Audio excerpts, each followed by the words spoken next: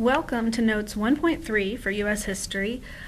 These are the third set of notes for American history. This is actually for Part 1 of Unit 1 of your study guide.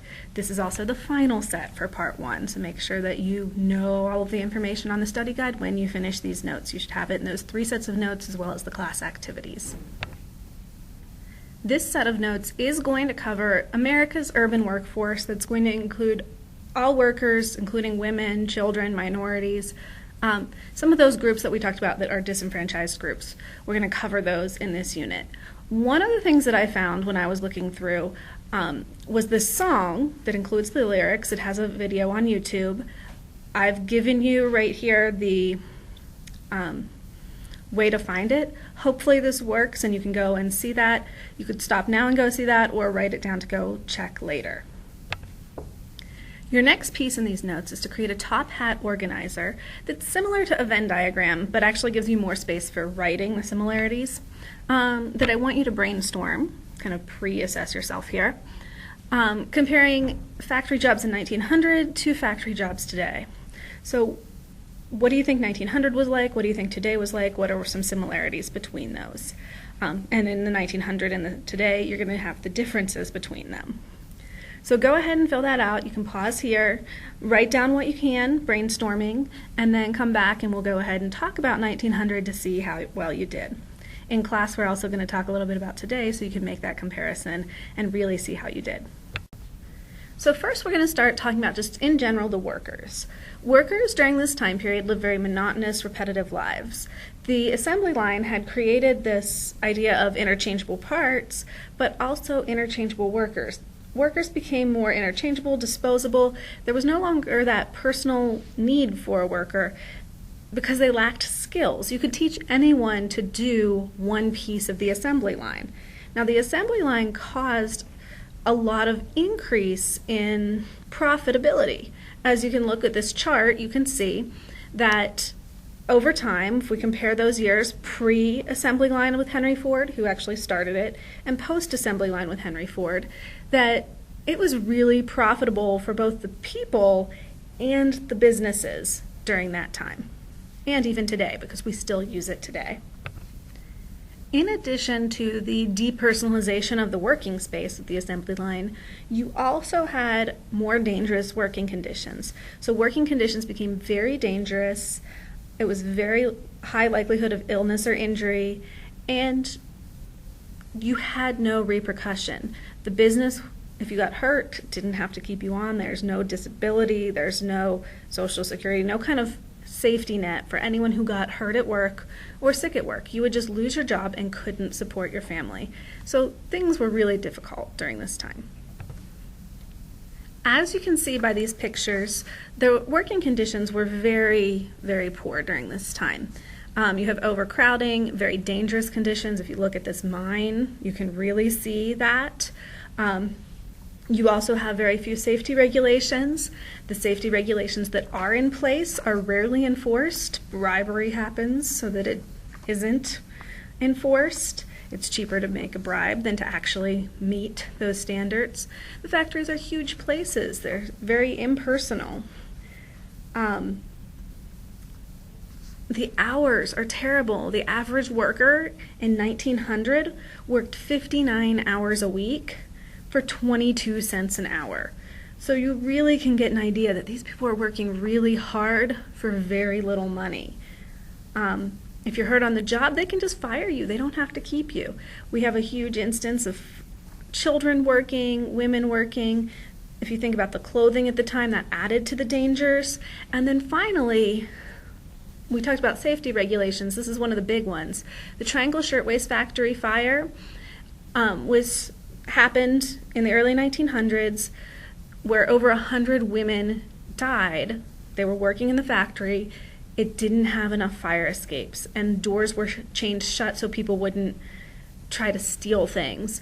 So they really ignored the safety regulations, and people died. And that really kind of changed America's idea. They realized there were problems. But we really see terrible, terrible working conditions, safety, treatment, all of that during this time period. In addition to the poor working conditions, you also have very low wages. Wages were cut regularly in the late 1800s. They actually went up a little bit in the early 1900s, but they were cut in the late 1800s, and a variety of different things happened. The things that happened that caused this were, there was competition for the jobs. We had immigrants and minorities coming in and competing for the jobs.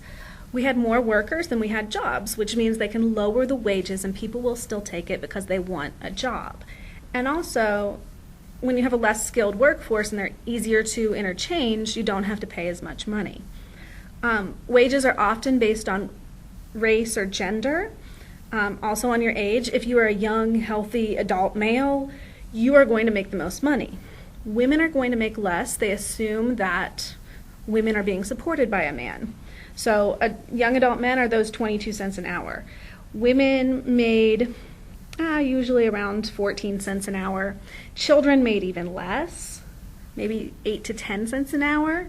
And if you were black or another minority group, you might make even less as well, like say 18 cents an hour, even though you're a very healthy adult man. Now, workers could buy a little bit more because of deflation, so prices had gone down. So even though you're not making as much, you can buy more.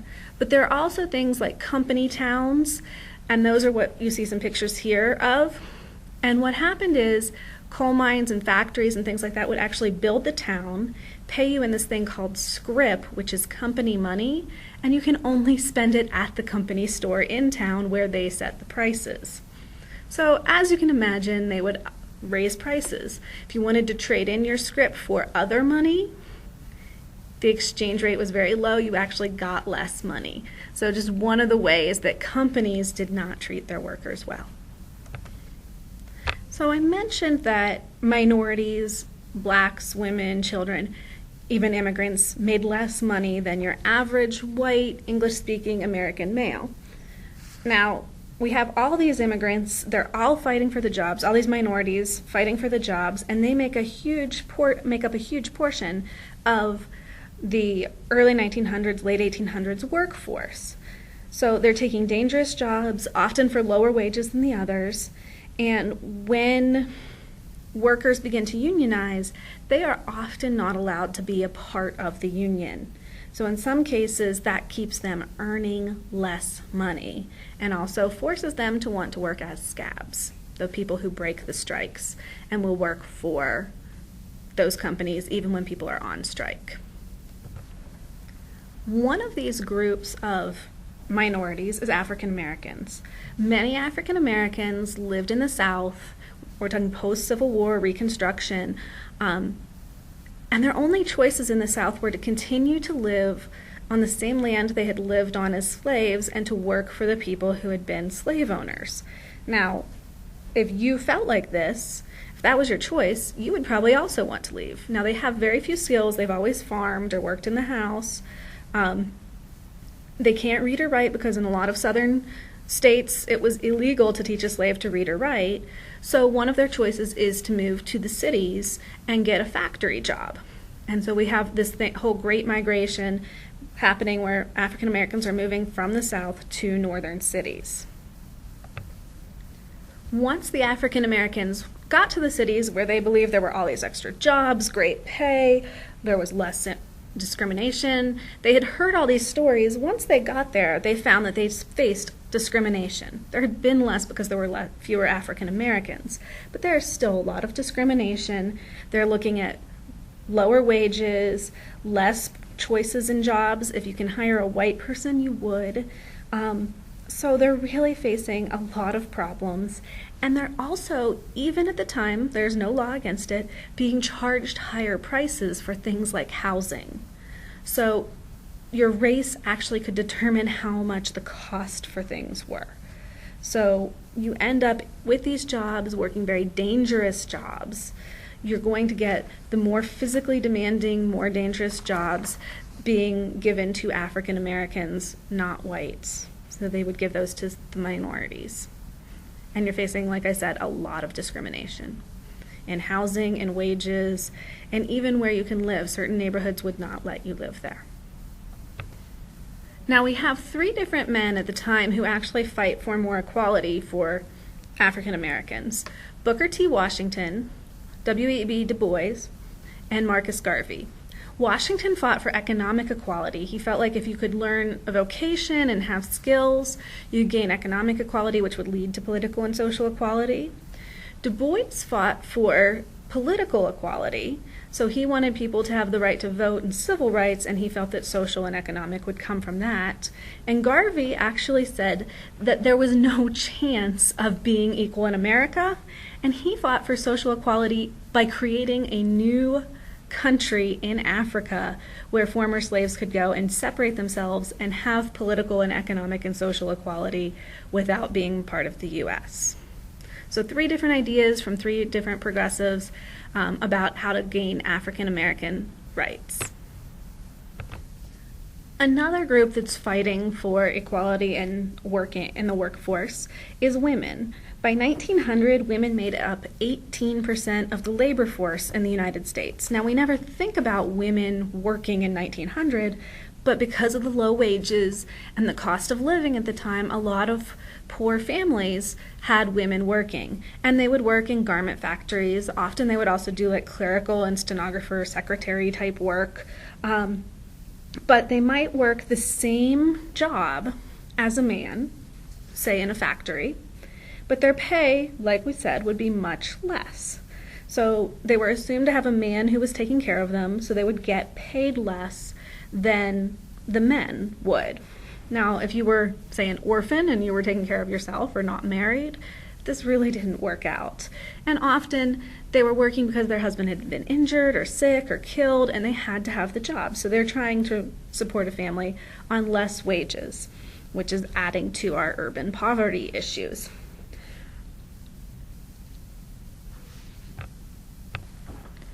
So women, seeing the problems, women tended to pay attention to the problems. So they see the urban poverty, they see the unfairness. But some of the big things they want to do is fix working conditions, fix living conditions, stop child labor. So they start to look at these issues, like I said, child labor, unfair wages, dangerous working conditions, poor living conditions, and also alcohol, as it leads to domestic abuse in a lot of these poor family situations. So women wanted to change that, and eventually that's going to lead to fighting for the right to vote, because they see these things and they realize the only way to change them is by being able to vote. But they're going to fight to change the conditions first. One of the conditions that women felt really passionately about and really wanted to change was child labor. Child labor was a major issue during this time period. Children as young as 6 were working in factories. You can look at the pictures and see how young the kids are, half the time not even wearing shoes because they couldn't afford them. So we have a lot of child labor, both in factories and other dangerous jobs, like they would work on the streets selling newspapers and just doing all kinds of things. In factories, they were small, so they could fit in places others couldn't when machines needed fixed or something like that. Often clothing would get caught in the machines. And so we had this whole children dying, getting maimed, and if that happened, you don't have a job anymore. And now the rest of your life, you don't have a job. So what do? So children could work up to 18 hours a day. And like I said, as young as 6 years old, working 18-hour days. These new machines are so easy to operate that you don't need the muscle power to do it. And so that adds to more children working.